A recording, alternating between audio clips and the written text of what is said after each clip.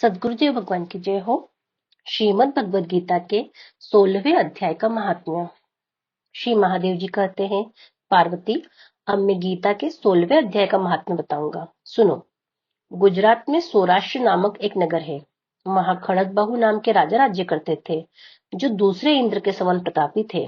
उनके एक हाथी था जो मद बहाया करता और सदा मद से उन्मत्त रहता था। उस हाथी का नाम अरिमर्दन था। एक दिन रात में वह हठात सांकलों और लोहे के खंभों को तोड़ फोड़कर बाहर निकला।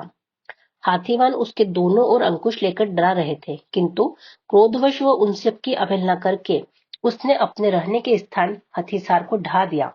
उस पर चारों ओर से भालों की मार पड़ रही थी, फिर भी हाथीवान ही डरे हुए थे। हाथी को तनिक भी भय नहीं होता था।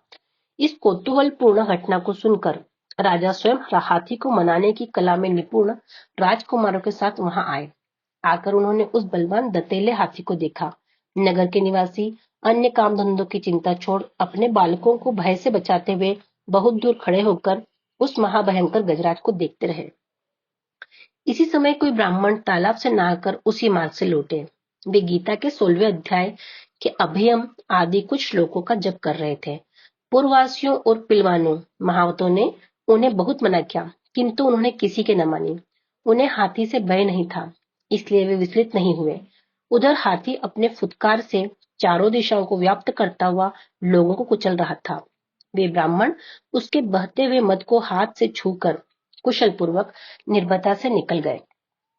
इससे वहां राजा तथा देखने वाले पूर्ववासियों के मन में इतना विस्मय हुआ कि उसका वर्णन नहीं हो सकता। राजा के कमल नेत्र चकित हो उठे।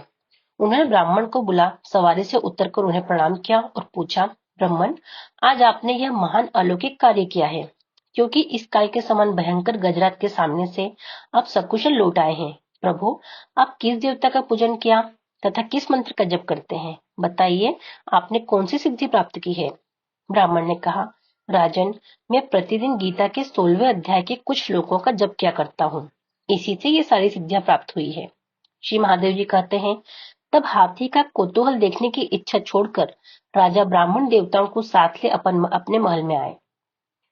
वहां शुभ मुहूर्त देखकर 1,00,000 स्वर्ण मुद्राओं की दक्षिणा दे उन्होंने ब्राह्मण को संतुष्ट किया और इनसे गीता मंत्र की दीक्षा ली। गीता के 16वें अध्याय के अभयम आदि कुछ श्लोकों का अभ्यास कर लेने के बाद उनके मन में हाथी को छोड़कर उसके कौतुक देखने की इच्छा जागृत हुई। फिर तो एक दिन सैनिकों के साथ बाहर निकलकर राजा ने हाथीवानों से उसी मत गजराज का बंधन खुलवाया। वे निर्भय हो गए। राज्य के सुख विलास के प्रति आदर का भाव नहीं रहा। वे अपना जीवन तृणवत समझकर हाथी के सामने चले गए। साहसी मनुष्यों में अग्रगण्य राजा खड़गबाहु मंत्र पर विश्वास करके हाथी के समीप गए और मद की अनवरत धारा बहते हुए उसके गंड स्थल को हाथ से छूकर सकुशल लौट आए। काल के मुख से धार्मिक और खल के मुख से साधु पुरुष की भांति राजा उस गजराज के मुख से बचकर निकल आए। नगर में आने पर उन्होंने अपने राजकुमार को राज्य पर अभिषिक्त कर दिया तथा स्वयं गीता के 16वें अध्याय का पाठ करके परम गति की प्राप्ति की। 16वें अध्याय का महात्मा समाप्त। हरि शरणम, हरि शरणम, हरि शरणम।